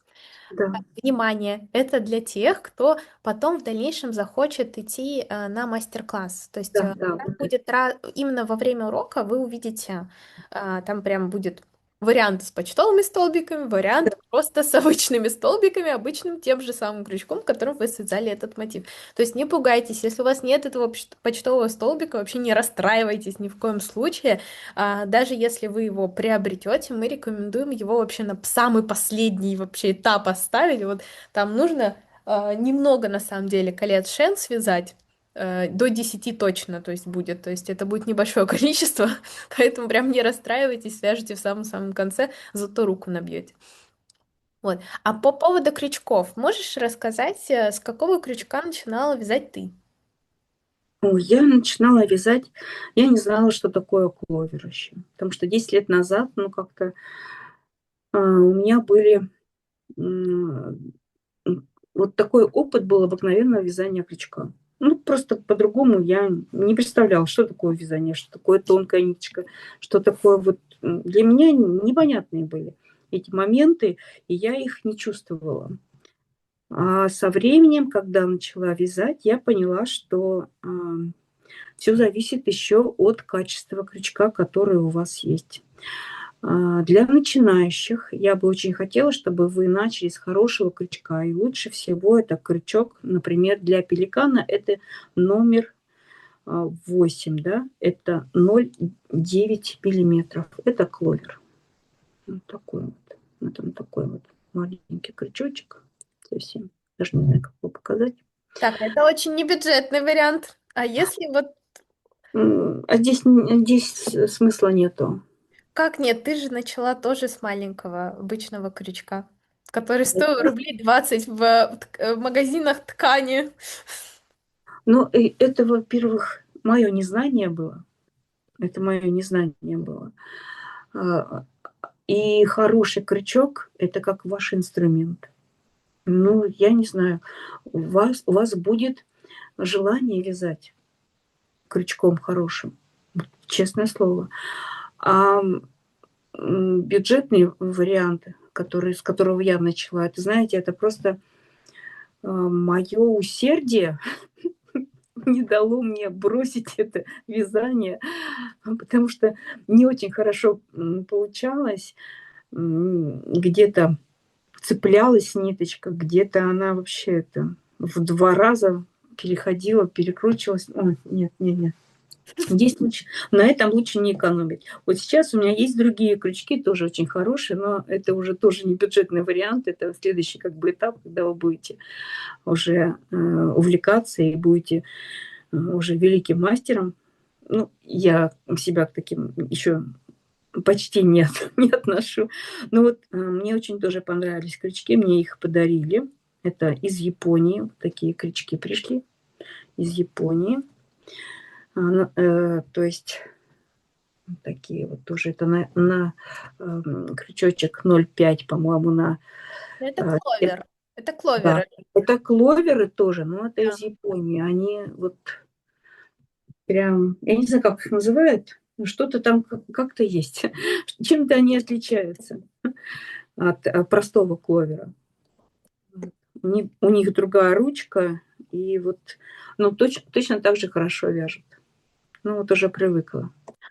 Так что, Вот знаешь, мы даже, мне кажется, ни в каком эфире не задевали эту тему. А как ты вообще пришла в эту технику ирландского кружева? ой, знаете, вы любите разгадывать ребусы, слова новые. Вот. Вот для меня вот эта техника, она была такая же непонятная, и я ее разгадывала так же, как вот ребусы. Мне нравились схемы, мне нравились вот возможность пойти в разные стороны. Если мы вяжем спицами, то мы спицами вяжем полотно. Но редко можно попробовать спицами вязать как бы творческие какие-то моменты. Но все равно там идет полотно. А здесь вы вяжете из маленьких элементов.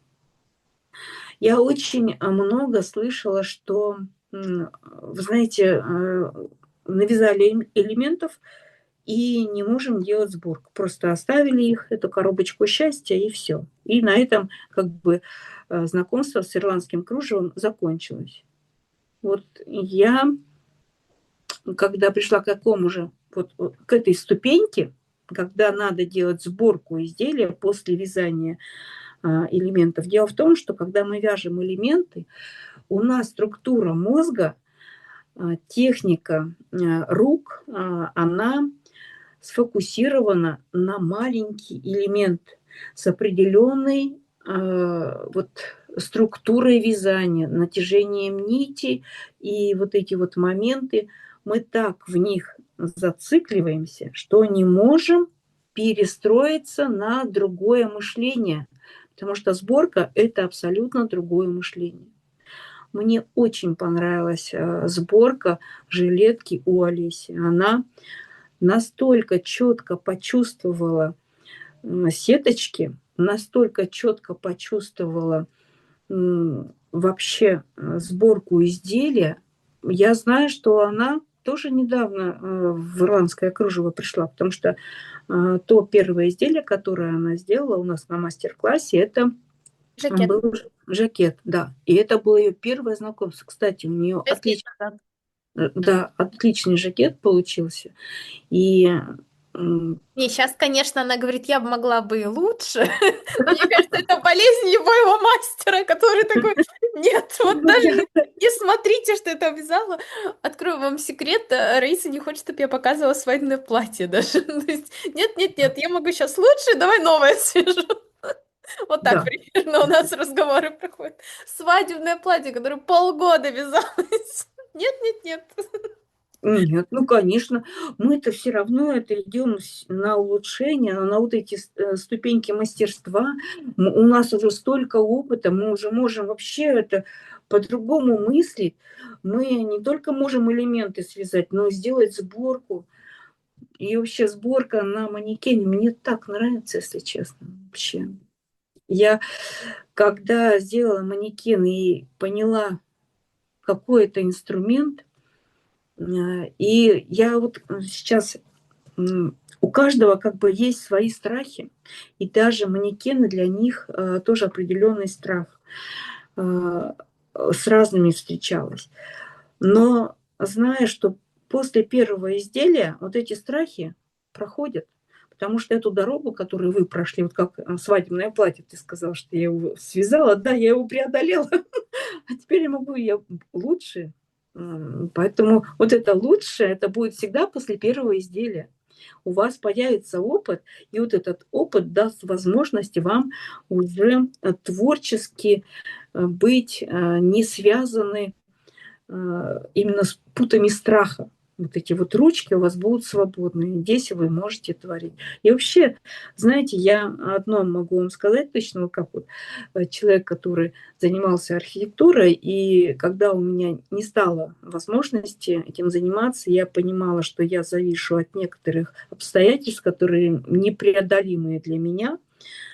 А делать то, что в твоих силах, в твоих ручках, творить красоту зависит только от твоего усердия, от твоего таланта, который, ну, вот Боженька одарил. Ну, мы все разные, но мы все себя проявляем и раскрываем этот талант внутри.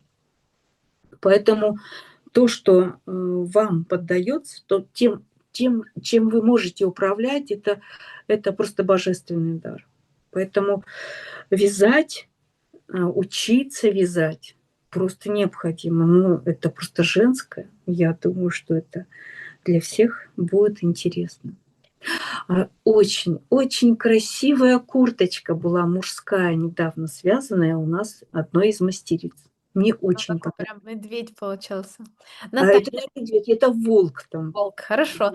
Наталья написала, самый мой страх это сеточка. До сих пор смотрю МК Новичок и вяжу сеточку, но мой перфекционизм внутри меня все равно недоволен. Даже не знаю, когда воротничок типа соберу. Наталья, как я вас понимаю, я уже какой год пытаюсь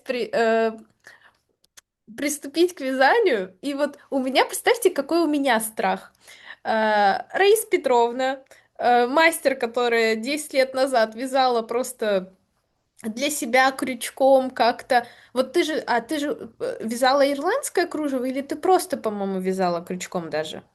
По большей части просто крючком. Я помню юбки, я помню, как-то зимой она пришла мы с ней встретились, и у нее была такая пальто, связанное этими квадратиками, помнишь? Ты пальто целое себе связала. Я подумала, боже мой, как это оригинально и необычно. Помнишь? Да, Это же было обычное вязание крючком, квадратами, да, наверное. Да, да, Вот, да. юбки, платья, помню, ты подружкам вязала, сумки вот с этими бамбуковыми ручками. То есть, как долго ты вяжешь крючком именно? Ну, я думаю, вот эти вот семейные вечера, которые в деревне, когда просто вяжут носки, придут, пряжу. Вот я еще там. Я ещё там с бабулей вот эти вот зимние каникулы, куда меня отправляли в эту деревню, которая была, ну, просто вот одни лошади и никакого транспорта не было. Либо пешком. Ну, это же были спицы, наверное. А там нет, там и был и крючок, там у нас была работница, там была у нас крестьянка в то время. Мгм. Помните журналы? Вот эти журналы, они тогда только начинали нас учить крючком. Ну и, кстати, по держанию крючка, вот тогда-то у меня и, как бы вот не было, того, кто меня правильно бы научил держать крючок. Мгм. Я его держала как спицы. И сейчас также держу. Нисколько не жалею, что я держу так крючок. Мне это нравится. Мне это помогает, когда я делаю сборку, потому что держать, крючок как, ручку и делать сборку сеточки, я думаю, что это просто надо быть, ну, просто очень профи. А вот держание как нож, вот как спицы, да, мне помогает, легко. Я вяжу на манекене, то есть либо на планшете, когда делаю сборку рукава, то здесь, момент такой, что очень легко идет из-за того, что держание крючка. Ну, а когда ты делаешь, конечно же, вяжешь элементы, есть определенные моменты, и здесь, разные, вот даже вот эти вот колечки, когда вы будете вязать, дело в том, что, кто вяжет, именно держа крючок как, ручку и как ножик, здесь разный подхват нити идет. Вот здесь вот, надо об этом, обязательно, уделить внимание. И здесь, когда вы будете работать уже с элементом, здесь на марафоне, мы с вами вот этот момент тоже можем, А я а, да, забыла об этом. да, А да. давай, вот завтра будет урок по колечку, я тогда выставлю один урок, который твой, а один Мгм. урок, например, от Ирины Глазовой. И Да, потому что она там как раз в разные. "Новичке" показывала, как, держать именно как ручку. Мне кажется, тогда вот всем будет удобно и понятно, потому Да, что да. потом же будет кольцо Шен, и там тоже будет колечко. Я думаю, что это будет полезно. Но имейте в виду, что марафон, он, не вечный. Будет, 26 числа, получается, 26 апреля закрыто это пространство на марафоне, и уроки будут уже вне доступа. Поэтому Нет, успейте связать. очень очень хочется, чтобы ты еще показала, на платформе, как добавлять фотографии. Вот когда мы будем уже выставлять фотографии своих работ. Так, хорошо. Давай, могу сейчас. Давайте, давайте.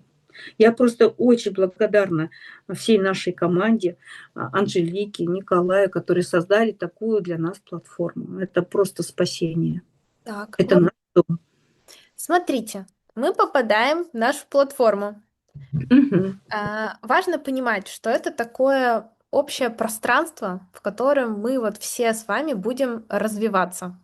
Так, давай я а, себя закреплю, чтобы было.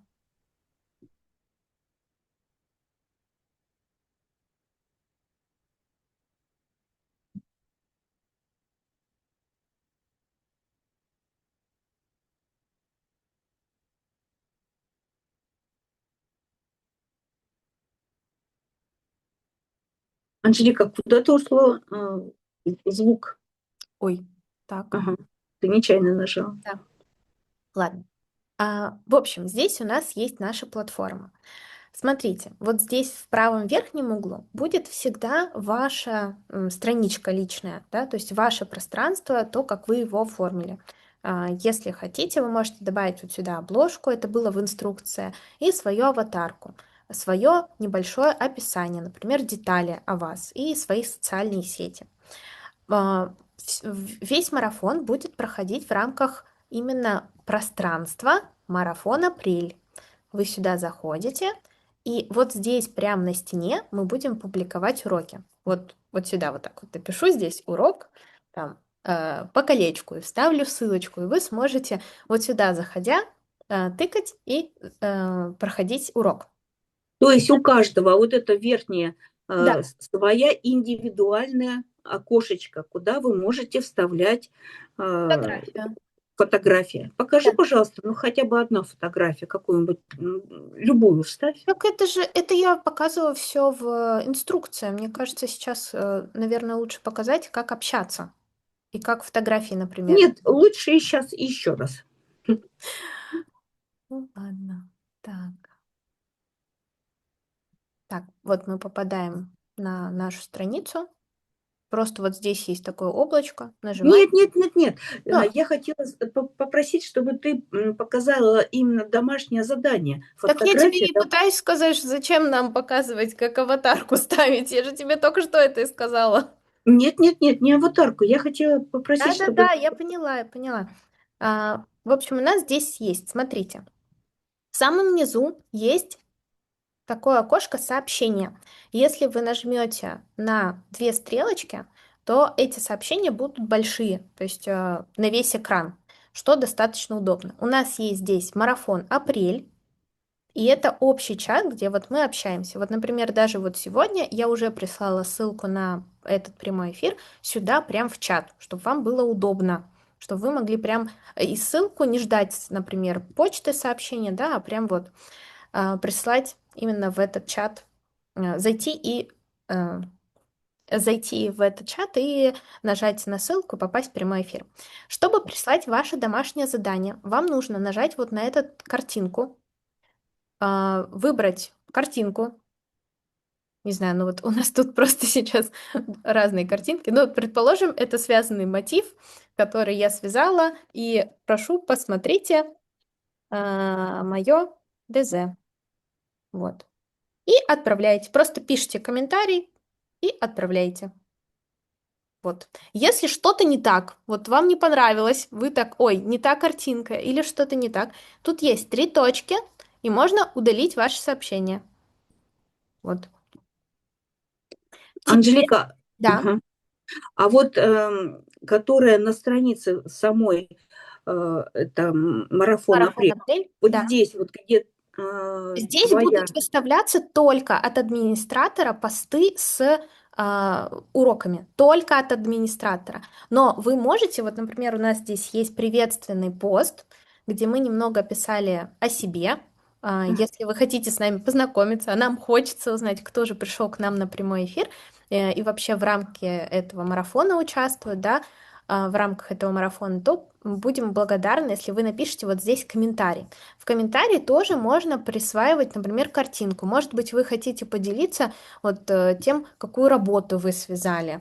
Там, присваиваете картинку и пишете «Я там из Оренбурга или из Новосибирска связала вот такое изделие». И оставляете комментарий. То есть также абсолютно на иконку картинки нажимаете, выбираете фотографию, пишите комментарий и нажимаете «Оставить комментарий». Все. И вот вы его оставляете. Если что-то не так с ним, вы можете всегда его отредактировать. Может быть, где-то ошиблись, там опечатка, или можете хотите дополнить. Редактировать нажимаете и обновить. Все. Или, опять же, если что-то не так, и вы хотите прямо его удалить, то вы можете его и удалить, этот комментарий.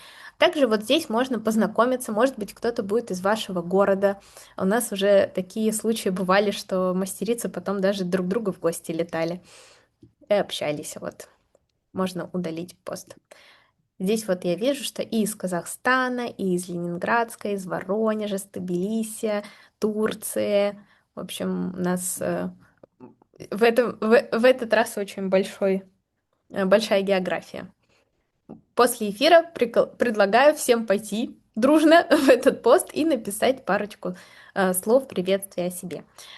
Давайте сейчас покажу, как это делается в экране телефона, потому что, может быть, кто-то будет проходить данный мастер-класс только в рамках телефона, например. То есть есть только телефон. Так, сейчас попробую настроить экран телефона. Так, как-то вот я пробовала. Ой, так, это не то. Вот, все нашла. Сейчас.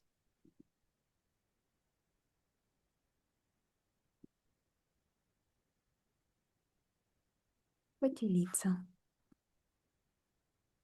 Так, видно мой экран? Я вот Да-да. его демонстрирую. Так, это у нас почему-то открылся Инстаграм. Как его закрыть? Так, вот, подключить.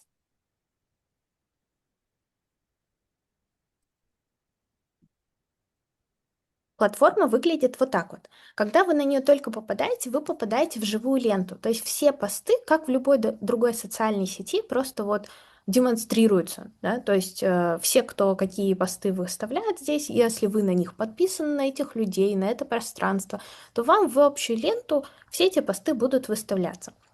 Где находится пространство? Они находятся вот здесь, где полоски такие, абсолютно так же, как и в веб-версии. Да? Вот эти полоски нажимаете, и здесь вот у нас манекен апрель.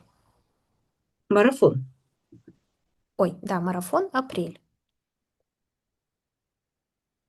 Вы попадаете на страницу марафона. Здесь будут публиковаться уроки, прям вот тут, да, будут ссылочки прям на стене этого сообщества. Далее, если вы хотите общаться, кстати, вот только обязательно тут будет кнопочка «Присоединиться». И так как я уже присоединена просто к этому пространству, то у меня ее нету.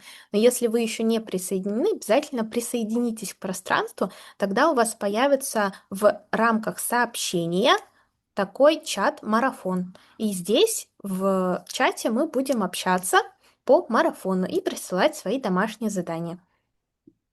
Также подкрепляем фотографию, берем фотографию, выделяем ее, пишем пост и отправляем на самолетик. Мгм. Кажется, все очень просто.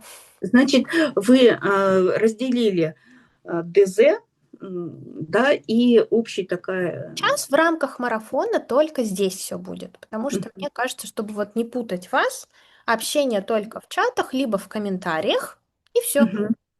И если у вас есть какие-то технические вопросы, а, не знаю, почему у меня завис немножко демонстрация. Я стараюсь всем от имени администратора писать в личные сообщения, чтобы у вас сразу же было с нами, так сказать, диалог. Если что, вы не потерялись, да, если что, можно всегда написать и на почту, и нашему администратору, мы всегда ответим. Но старайтесь, пожалуйста, уже в рамках платформы общаться с нами, потому что это то место, которое мы пытаемся развивать. Я надеюсь, что у нас это получится. Она такая еще юная, свежая, но наполняется достаточно быстро. Если вы у нас уже покупали, приобретали какой-либо мастер-класс, пожалуйста, подождите где-то вот точно к началу июня, да, то есть к началу лета мы обязательно все мастер-классы перенесем и вам дадим доступ на этот мастер-класс, ну, который вы приобретали. Если вы еще не приобретали мастер-класс, то рекомендую вам посмотреть на нашу платформу. У нас достаточно интересные мастер-классы. Вот сейчас мы запускаем, собственно говоря, жилетку. Будет презентация этого мастер-класса. Еще даже нет сайта. Вот все готовим ко вторнику, чтобы вы могли ознакомиться. Чем мне нравится лично жилетка? Тем, что ее можно носить абсолютно в любой сезон. Я даже с чатом GPT там попробовала делать такие образы и с рубашкой, и с платьем. Я думаю, что я в презентацию вставлю. Такая некая визуализация для творческого человека. Мне кажется, очень прикольно. Можно так посмотреть, да, как можно вот так или так. Можно с таким цветом или таким цветом связать, например, эту жилетку и как это вписать в свой гардероб. Раиса, а можешь вот рассказать для новичков? Вот представь, возможно, сейчас здесь на марафоне пришли люди, которые, может быть, никогда не вязали в технике ирландского кружева. Вот почему именно ты для себя выбрала это направление? Чем оно тебе стало интересным? Мне оно интересно тем, что у нее нет рамок. В любом деле, которое мы вот ведем, Мгм. есть определенные рамки, в которых мы только можем вот именно в этом вот в рамках что-то сделать. А здесь их нету. Здесь эти рамки только у вас в голове. Вот если вы не можете их перешагнуть перед сборкой, и вот эту вот рамку, я думаю, что которую вы поставили, ее надо убирать. Вот этот страх надо убирать. Не знаю, почему, но у меня нету элементов, которые, ну, вот которых я забросила. И нету элементов, которые остались в коробочке счастья только из-за того, что у меня какой-то страх, что-то, ну вот, что я что-то не смогу. У тебя просто есть дизайнер, который может их выложить. Да не в этом даже дело. Даже не выложить. Ты знаешь, бывает очень много страхов именно по сеточке. Я вот просто помню, как вот я сначала не понимала, что это есть. Страх Потому сеточки. что, знаете, когда вы начинаете вязать, а особенно на манекене, это точно, потому что вы не можете остановиться. Если вы вяжете на планшете по выкройки, то вы не видите объема работы, которую вам надо сделать. Когда вы вяжете на манекене, вы просто вяжете. И вот этот объем, он просто сам заканчивается, потому что он для вас как единое целое. И таким образом вот изделие легко превращается в одежду, вот, в то, которое реально можно одеть. И мне здесь, вот даже, знаете, у нас есть уроки по реставрации, если что-то там не получается, это просто можно... Вот я сейчас, когда делала как раз кардиган, сделала на планшете рукав, и когда я его стала прикладывать к манекену, то есть стачивание рукава, я поняла, что у меня один элемент лишний. И я его обрезала. Просто обрезала и все. И мне это нравится, что я вижу, что здесь вот этот объем, который должен быть вот, гармоничный. Если где-то идет перекосяк, то я его отрезаю и все. И тогда у вас должно быть хороший результат. Кстати, я очень хочу к тебе приехать, чтобы ты померила именно вот этот кардиган, вот верхнюю часть. Очень надеюсь на красивый результат. Потому что у нас даже с Анжеликой бывало такое, когда мы делали рукава, и если что-то там не нравилось, мы прям вырезали, Прям резали, да. Вот так свитер резали. Лилия было. Мы его примерили, и я поняла, что я неправильно рассчитала мотивы на выкладку рукава, и он показался очень толстым. Мне хотелось рукав, чтобы он был более облегающий, а сам под низ рукав более расклешенный. И я просто взяла и вырезала мотив. Я говорю, так режь. Мама такая, точно? Я говорю, режь, 100%, он тут вообще не нужен. Я Да, вообще так, даже я где-то, по-моему, засняла это на видео, что вот как ты безжалостно режешь ну этот да. мотив. А скажи, Ну, пожалуйста, а были ли когда-нибудь такой момент, когда хотелось бросить все это? нет, Ну, даже нет. вот когда это было только хобби. Да оно уже не было хобби, оно уже это было дело, то, которое мне нравится, это то, которое заставляет меня утром просыпаться.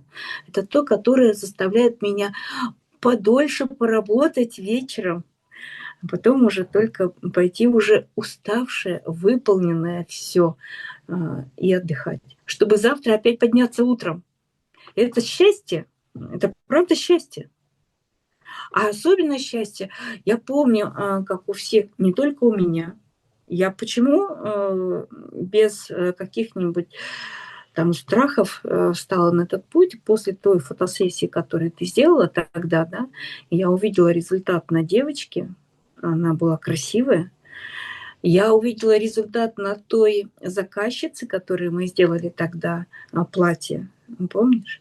Да. И как у нее Горели глаза, вообще такая счастливая у была. нее просто судьба перевернулась. И у нее она горела счастьем. И когда после фотосессии, где она была королевой везде, и на свадьбе у сына, и королевой была на а, эм, каком-то там корпоративе своем. А, И после фотосессии, мы когда уже ехали домой, после той работы, которую мы уже сделали, потому что мы сначала с ней сделали работы, фотосессии, потом со своей как бы остались фотостудии, тоже доделали съемки. И когда мы ехали домой, я помню, когда она звонила, и она, знаете, вот у нее был такой праздник, что она вот просто так же дальше продолжала. Она говорила: а что будет дальше? Вот что дальше? Представьте, у человека такой подъем, и вот это дальше, а дальше жить. Вот Мгм. это дальше. И вот я помню, как у всех девочек после фотосессии, изделий, которые они сделали, и у них, когда проходили фотосессии, они такие были счастливые. У них такой был прилив энергии, творчества, любви ко всем. Вот это просто надо пережить. Вот. И когда ты делаешь красивые вещи, ты хочешь со всеми поделиться. Вы знаете, даже иногда уже со стороны как бы уже своего мастерства те вещи, которые когда-то для меня были таким красивым вообще, это вот высшим пилотажем, сейчас, конечно же, я смотрю на них по-другому, и оно более такое уже спокойное отношение к изделиям, уже более такое, ну, чисто такое, как профессиональное. Уже когда ты смотришь уже здесь, там, своим глазком, да, уже как бы на следующую изделие, что можно исправить, где можно было вот не допустить какие-то ошибки. Все равно они всегда будут, эти ошибки, даже если вы будете великим мастером. Поэтому все идет своим чередом, и вот этот опыт, он всегда пополняется. А учиться, я думаю, что стоит жить, стоит каждый день, когда ты просыпаешься, когда он начинается. Поэтому это и есть какой-то смысл. Я вот помню Никулин, который говорил о счастье. Что такое счастье? Это вот когда ты идешь на работу с удовольствием, и когда ты идешь после работы с удовольствием домой. То есть вот эта вот гармония, единство, вот доброты, в своем там творчестве, в своей работе, в своем труде и в домашнем вот этой гармонии. Я думаю, что это очень дорого стоит. Стоит жить, шить и вязать. Так что я А, думаю, что вы понимаете вот эти вот моменты, поэтому, конечно же, Ты знаешь, я вспомнила женщину, которая, я сейчас не вспомню имя точно, помнишь, ты связала платье, и она стояла на сцене, там был такой момент, что она мужа своего встретила, ну, потому что она на сцену вышла в этом платье, он опешил, просто побежал к этой сцене. И я подумала о том, что каждое изделие, связанное вручную, это же особая энергетика, энергия мастера, да, который закладывает мысли, с какими мыслями он вяжет это изделие, с такими мыслями потом человек будет жить, да, вот в этом изделии, проживать. И мне кажется, сейчас, особенно в такое достаточно турбулентное время, да, историческое. Вот я да, даже сейчас тебя слушала, и я заметила, поймала себя на мысли, что я забыла о том, что вообще происходит сейчас в мире. То есть я отвлеклась, мне стало легче, да, то есть такая пауза. Я тебе очень завидую, потому что моя часть работы это в том, чтобы выстроить весь этот проект вот со всеми этими меняющимися как бы турбуленциями.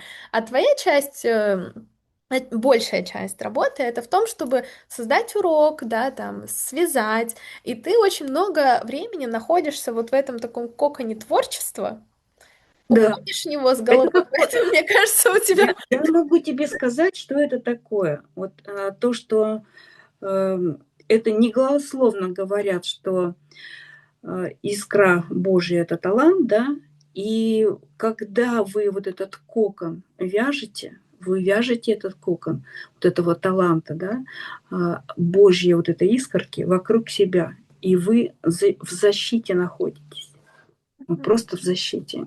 Ее невозможно, ее просто невозможно ни убрать, ни пробить, невозможно, потому что вы в нем отдыхаете и вы лечитесь. Вот это вот важно. Да, мне Поэтому кажется, сейчас особенно важно находить время на замедление, особенно когда мир такой быстрый стал, столько и событий, и быстро меняющихся каких-то правил игры, так сказать, жизни. Хочется, наоборот, найти место, где ты будешь замедляться. Вот мне хочется, чтобы вот эта да, платформа, которую мы выстроили, мы, конечно, стараемся, чтобы там все быстро работало, четко открывалось, ничего не висло. То есть вроде как соответствовало этим условиям скорости, да, и там удобности, как доступа. Но при этом мне хочется создать это место для того, чтобы это было таким местом, где люди будут притягиваться и успокаиваться, да, то есть чтобы они вот только вот сюда погружались, нажимали это на иконку своего там телефона, попадали в это пространство, и все, вот у них сейчас там час урок идет, они вяжут, и они ну, какое-то такое спокойствие ловят, да, какое-то замедление, потому что мне кажется, сойти можно с ума, если целыми днями смотреть новости, вовлекаться во все. И это такой просто момент замедления, момент того, что я побуду наедине с собой, с творчеством, еще мелкая моторика. Это очень хорошо влияет на мозг, на то, как он развивается, думает, да, вот деменция не страшна тебе точно, потому что столько там нейронов, я уверена, появляется, пока ты придумываешь новый мотив только, или там вывязываешь какую-то сеточку, или соединяешь мотивы. А вот как, на твой взгляд, самая главная ошибка новичков? Вот ты свой путь анализируешь в ирландском именно кружеве. Как думаешь, какие самые главные, может быть, ошибки может совершить новичок?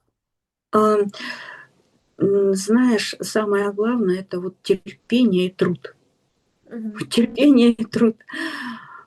И вот эти эмоции, которые, правда, бушуют сейчас, вот их надо оставлять там, за площадкой, а здесь просто эмоции идут. Мы остановились, здесь время остановилось, и мы просто вяжем. И вы не заметите, как вот это вот остановленное время, покуда у вас не получится, она потом полетит для вас очень быстро в изделиях, потому что у вас уже будет основа именно вот этот труд, опыт, который вы приобрели.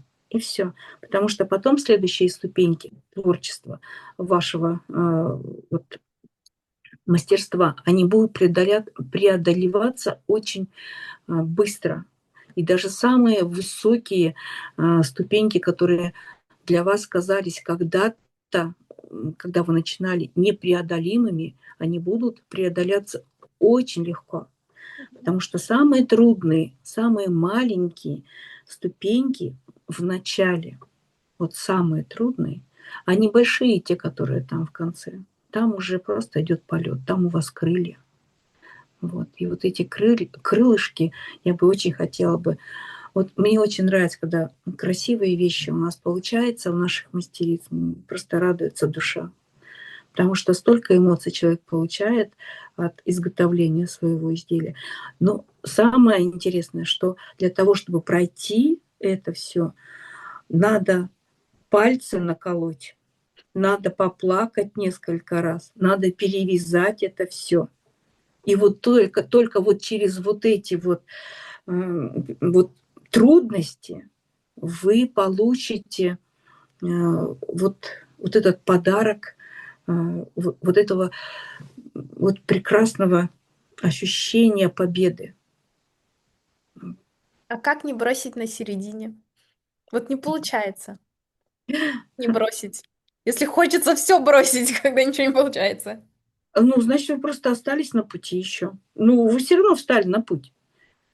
Вы все равно вернетесь. Потому что недоделанная работа, она всегда у вас будет тяготить. Поэтому работу надо всегда доделывать. И это будет вам давать возможность, силы подниматься дальше и преодолевать другие трудности.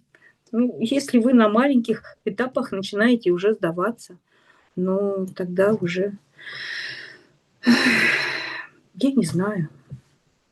Но это сила характера, кстати. Да. Да. А что важнее, насмотренность или техника? Ну, техника не может быть без насмотренности. Ну, как это так? Вы даже технику насматриваетесь, то же самое. Мгм. И у вас запечатляется вот где-то там под корочкой все эти видеоуроки. Вот я даже те уроки, которые я делала когда-то, я ведь тоже училась.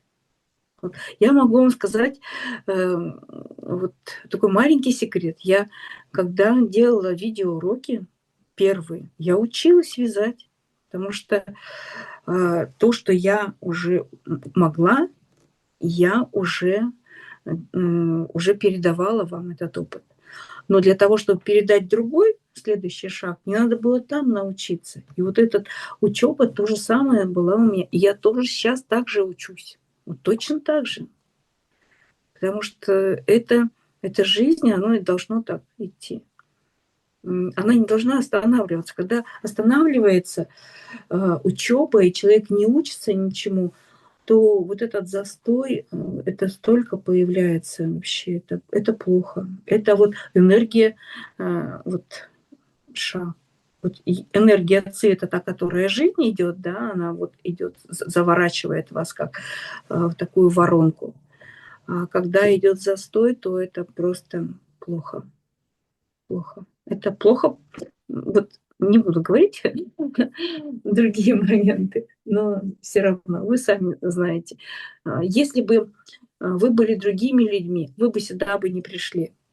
Вы интересуетесь, вам интересно, вы хотите что-то делать, вы хотите учиться. А это самое главное, когда есть желание учиться, вы обязательно преодолеете все страхи. Вот просто. Потому что не преодолев этот страх, он у вас все равно останется. И вам рано или поздно все равно надо будет что-то с ним делать, решать его. Да, мне вот еще кажется, что этот страх легче решить и в сообществе. То есть Ну да. я вижу, как ну, мне задают вопросы, и это одни и те же вопросы. То есть реально вопросы повторяются. И это говорит о том, что эм, мы сталкиваемся с одними и теми же проблемами. И если мы начнем их решать вместе, то у нас больше шансов, что получится. А еще лучше, когда, например, вот мы решили, да, эту проблему, мы показали, как это делать, так протоптали этот путь.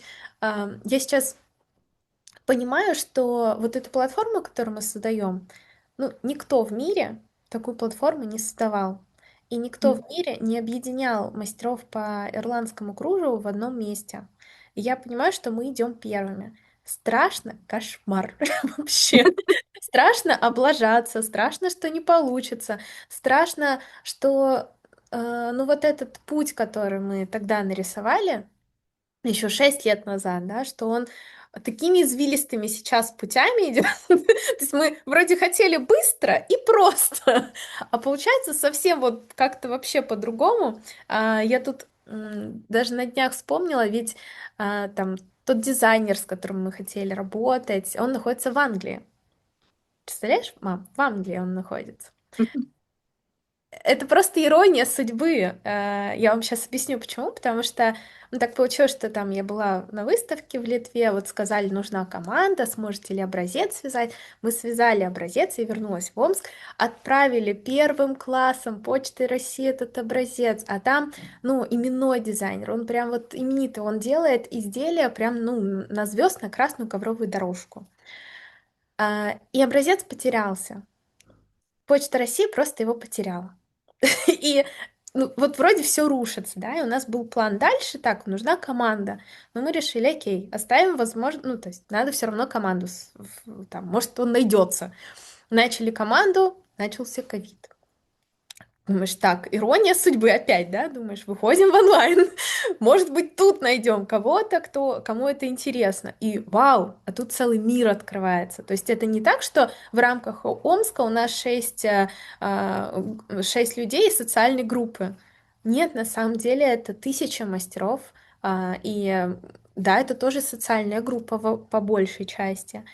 И гораздо-гораздо больше, да, чем мы планировали.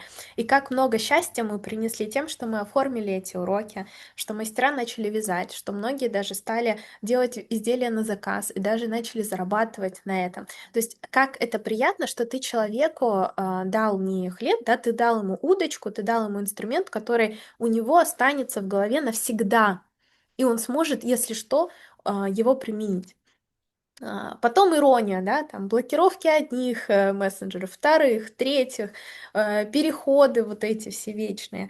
И сейчас, потом у нас была такая история, что я пошла учиться в школу моды в конце 24 года.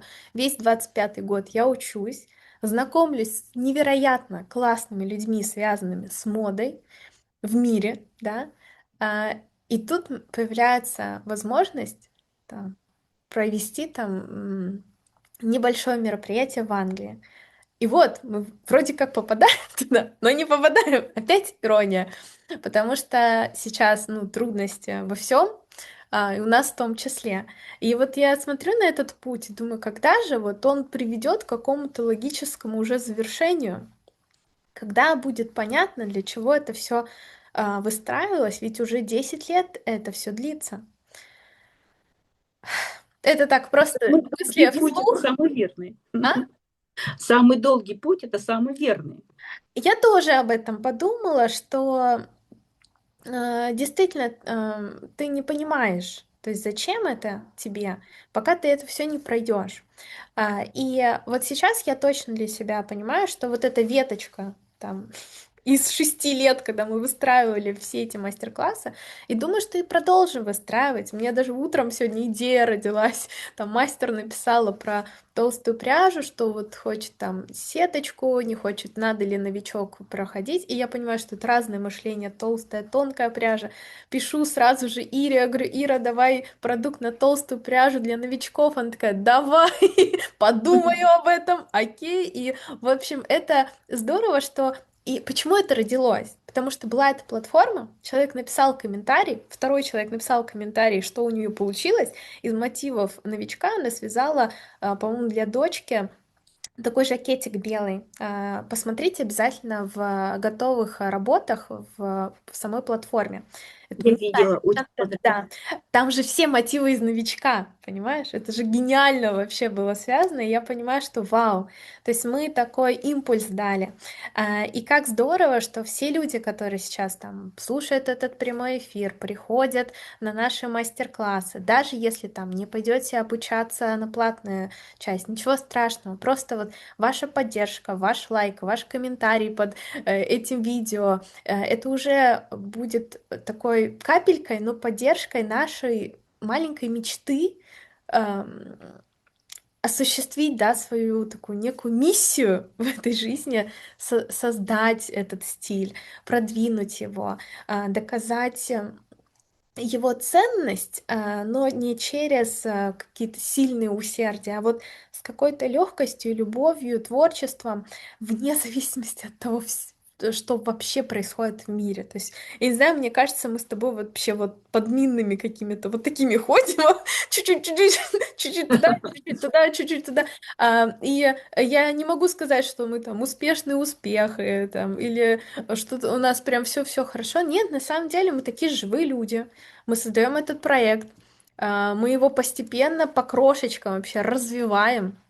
Но мы сталкиваемся с такими проблемами, с которыми я даже думать не думала, что мы когда-нибудь столкнемся. И сейчас я понимаю, что эм, дорогу осилит идущий. И мы просто продолжаем делать свою работу. Мне кажется, в этом и есть главная суть. Ты просто продолжаешь, даже если тебе кажется трудным, невозможным, что у тебя никогда это не получится. Просто продолжайте. Просто продолжайте. Даже если вот вы не идете учиться в рамках нашего мастер-класса, но вы вяжете крючком, просто продолжайте. А, Я могу сказать, как человек, который наблюдает со стороны, как развивается Раиса, и это она начала с нуля, по сути, в ирландское кружево входить. Да, были, может быть, знания по крючку, но также я понимаю, что ам, это был большой, долгий путь, где она просто не останавливалась. Да, вот сегодня был важный вопрос, хотелось ли ей бросить, и она сказала, нет, никогда, ни разу. Почему? Потому что хотелось просыпаться, идти и вязать. Хотелось вечером вязать. И это самое главное. Возвращайтесь к тому, что вы любите в этой жизни делать. Тогда эта жизнь будет иметь смысл. А если вы еще и с любовью будете создавать красивые изделия для себя любимые, для своей дочки, внучки или, может быть, даже на заказ, это вообще, мне кажется, вдвойне приятно, потому что вы частичку себя вкладываете в каждое изделие, которое вы свяжете, и это оставится история. Историю, которая вот такой вещи больше нигде никогда не будет. Каждое изделие уникально. Оно как ваш почерк, да, оно как ваше я забыла, как это называется, как ваш отпечаток пальца, да, то есть это настолько уникальный ваш след творчества. И даже если вам сейчас вот не хочется начинать, потому что вы боитесь, что у вас не получится. Поверьте, я из таких людей, я люблю все прокрастинировать и откладывать, и ждать идеального момента. Мне самой вдвойне вообще страшно начинать вязать, потому что вы видели мою маму, все будут меня сравнивать с ней, все всегда меня с ней сравнивают и говорят, почему ты еще не научилась вязать? Но если мы говорим про вот сейчас мою работу, которую я выполняю, мне ее тоже было в какой-то момент страшно выполнять и создавать вот это все, там писать когда-то первую рассылку с ее фотографиями, самой-самой первой фотосессии. Но ты просто преодолеваешь это и становишься сильнее. И как она сегодня сказала, очень классная фраза, что вы все равно с этим страхом столкнетесь. Вам все равно придется его преодолевать рано или поздно. Так почему бы прямо сейчас не начать? Тем более, если у вас есть здесь поддержка, есть куратор, есть администратор, мы общаемся, мы отвечаем, у вас есть время на прохождение этого марафона. Пожалуйста, начните, просто начните и ни в коем случае не думайте, что если первый раз там что-то не получилось, все это не ваше, надо бросать.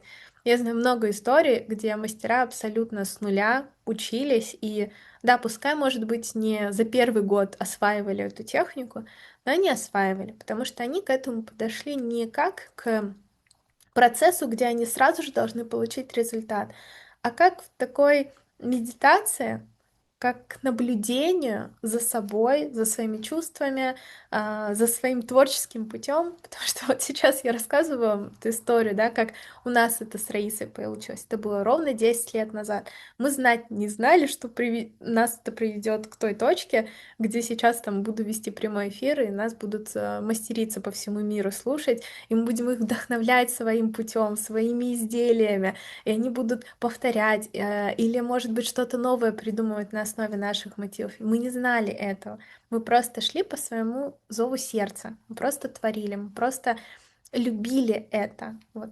Мне кажется, самое главное особенно сейчас искать эту опору в себе, в своей самоидентичности, вот кто вы, чем вы занимаетесь, а также искать в творчестве. Если вы творческий человек, если вы любите делать что-то руками, пожалуйста, не останавливайтесь, потому что все это закончится. Вот все события закончатся. И я думаю, что рано или поздно мир успокоится, и мы опять будем жить в какой-то более спокойной среде.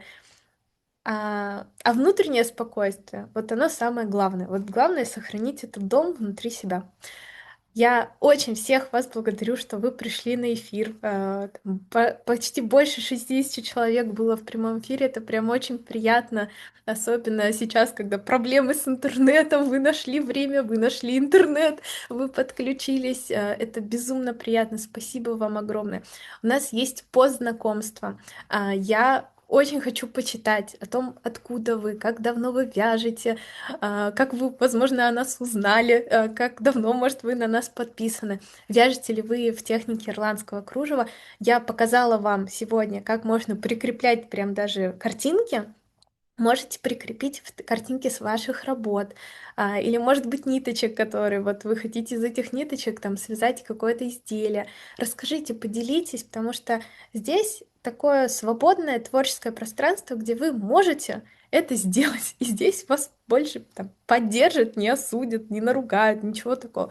Мы не ставим оценки, мы не выгоняем из чата, только, пожалуйста, никаких сквернословий, политики и религии. Мы здесь это не обсуждаем. Давайте сохраним такой уголок творчества и спокойствия мирного и поговорим просто про творчество и любовь к творчеству. И вместе с вами этот марафон начнем с завтрашнего дня изучать мотивы, и я надеюсь, что откроем для себя что-то новое, познакомимся с интересными людьми, и кто знает, может быть, все, кто пришли на марафон, свяжут все мотивы и получат четвертый мотив в подарок. Вот. Была рада вас приветствовать на нашем эфире. Надеюсь, эфир вам понравился. Я обязательно все в записи добавлю.